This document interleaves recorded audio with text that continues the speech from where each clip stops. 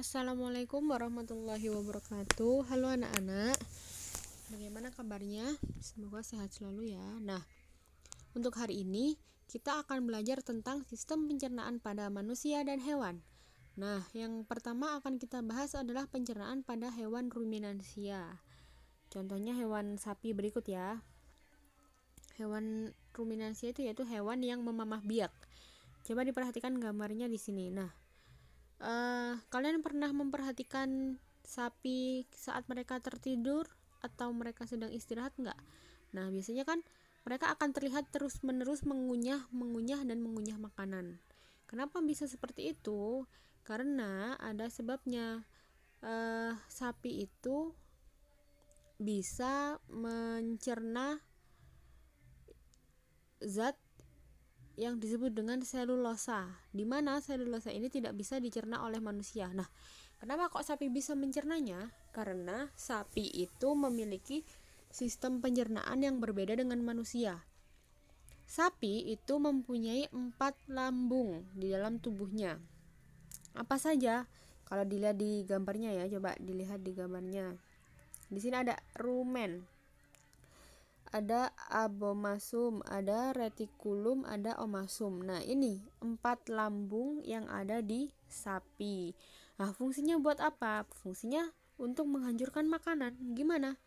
Nah, kalau kita lihat ya, kalau kita mau lihat, sapi itu makan melalui mulutnya.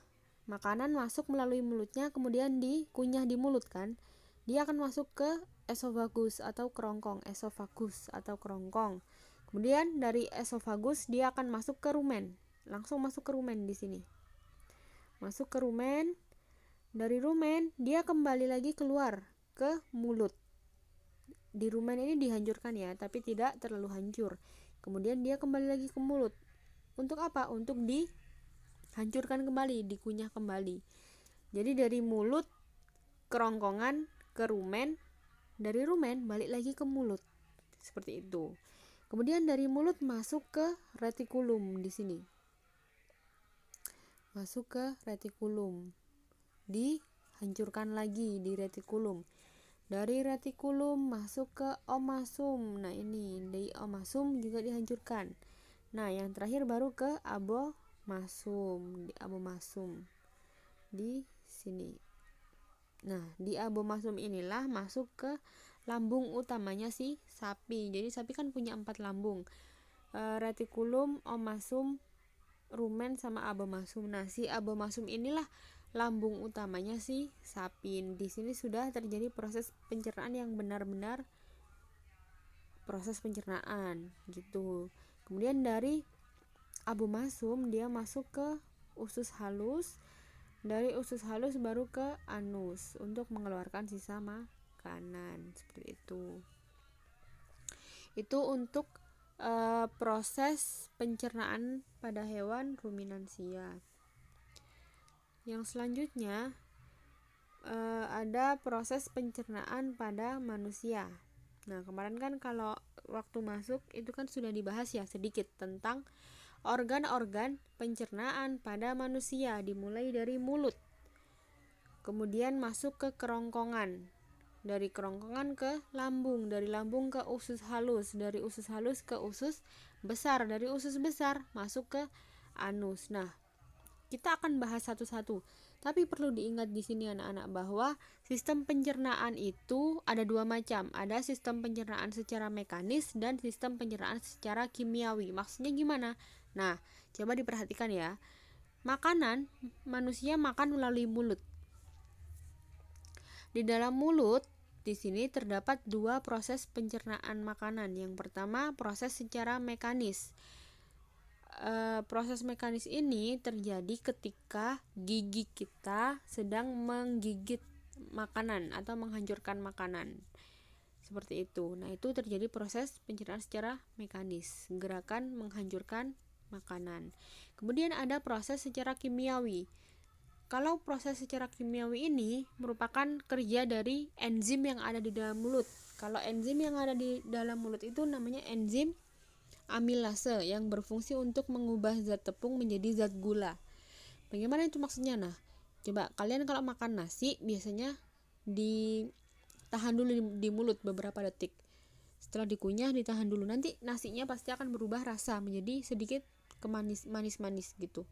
Itu merupakan kerja dari enzim amilase.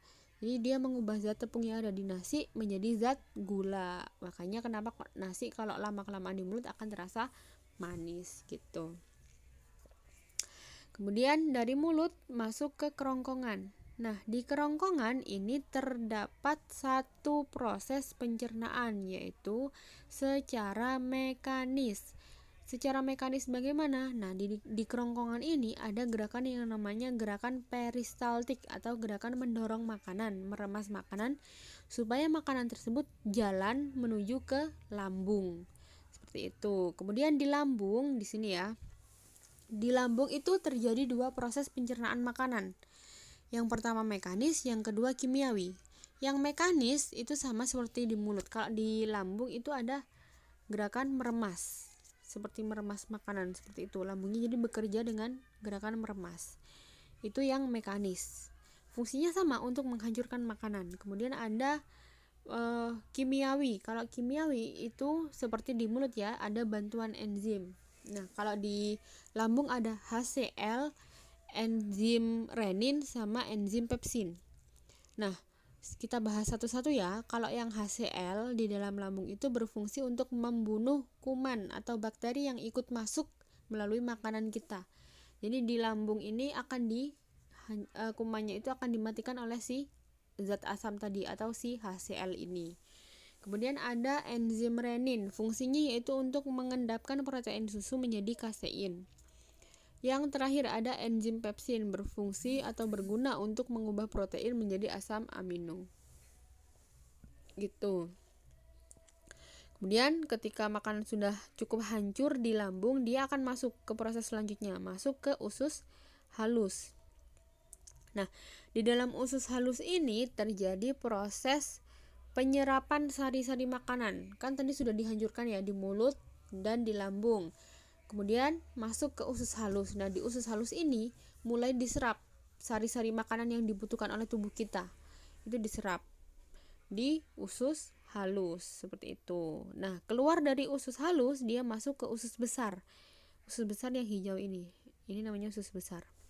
Nah, di dalam usus besar kan tadi sari-sari makanannya, zat-zat yang dibutuhkan oleh tubuh sudah diambil di usus halus. Kemudian di usus besar tinggal ampas dan airnya saja. Nah, disinilah terjadi proses penyerapan air dan mineral yang mengakibatkan makanan kita menjadi lebih kering, kemudian akan keluar melalui anus. Nah, di anus inilah terjadi proses ekskresi. Jadi sisa-sisa makanan tadi akan keluar melalui anus ini, seperti itu. Jadi itulah organ-organ pencernaan pada manusia, dimulai dari mulut, kerongkongan, lambung, usus halus, usus besar, dan anus. Lanjut.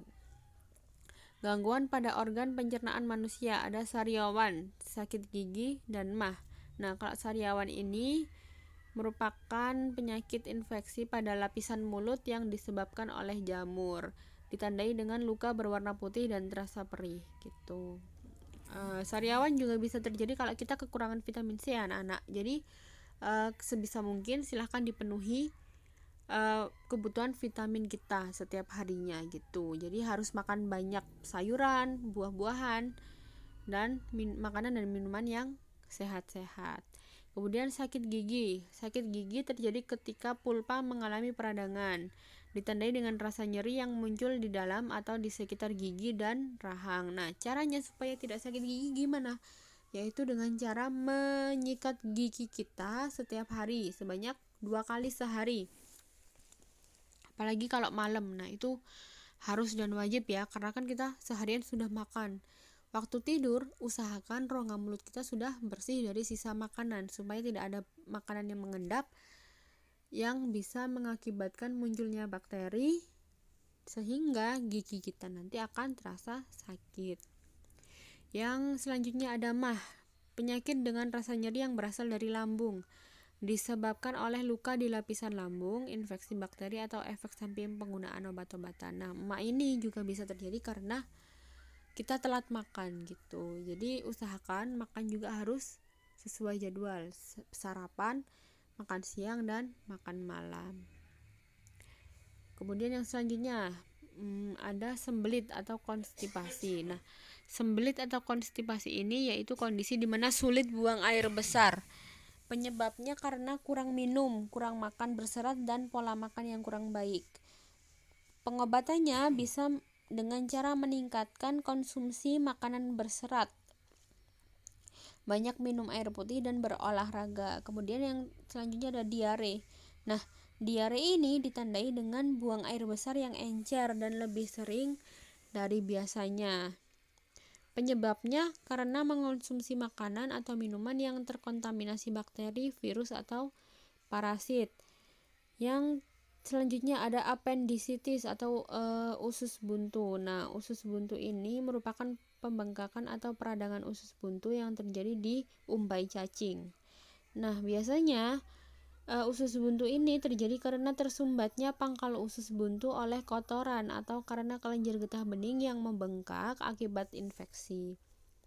Kita lihat ya, kalau usus buntu itu terjadinya di sini, di umbai cacing di sini. Nah, yang pojok sini, sini ya. Nah, ini di pucuk, di umbai cacingnya di situ. Jadi caranya pengobatannya gimana? Jadi kalau terjadi usus buntu bisa dilakukan operasi pengangkatan usus buntu gitu. Penyebab gangguan pada organ pencernaan manusia ada banyak ya. Yang pertama, makan tidak teratur. Yang kedua, mengkonsumsi makanan yang tidak bersih. Nah, ini. Yang ketiga, mengkonsumsi makanan yang telah basi. Cara mencegahnya atau cara memelihara organ. Yang pertama, makan makanan sehat dan bergizi yang banyak seratnya. Tidak jajan sembarangan, menjaga kebersihan makanan dan minuman, mencuci tangan sebelum dan sesudah makan. Nah, ini penting ya. Jadi apalagi di zaman pandemi sekarang ini. Jadi usahakan wajib kalau sebelum makan harus mencuci tangannya terlebih dahulu. Faktor yang dapat menyebabkan gangguan sistem pencernaan. Yang pertama, kurang asupan makanan yang berserat. Contohnya sayur-sayuran, buah-buahan. Nah, itu makanan yang banyak mengandung serat. Jadi, kalau kita tidak ingin terkena gangguan sistem pencernaan, usahakan banyak makan makanan yang berserat. Yang kedua, pola makan yang tidak teratur. Gak mau sarapan, kadang makan siang nunggu sore dulu baru makan, terus malam gak makan. Nah, itu jangan ya. Jadi harus teratur, sarapan, makan siang, makan malam. Yang terakhir, makanan dan minuman tidak bersih. Nih, usahakan kalau kita mau jajan dilihat dulu kira-kira bersih nggak makanannya, kira-kira kena debu nggak. Nah, itu harus diperhatikan dengan seksama. Contoh makanan sehat ada buah-buahan, sayur-sayuran, biji-bijian. Nah, ini.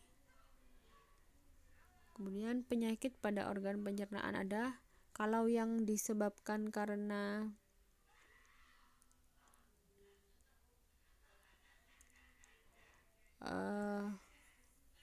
pola hidup yang kurang tepat. Misalkan kalau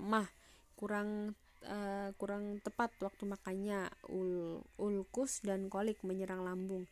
Kemudian ada diare dan sembelit menyerang usus halus ataupun usus besar. Kemudian penyebab penyakit organ pencernaan karena bakteri, virus, atau kekurangan serat dan vitamin. Oke.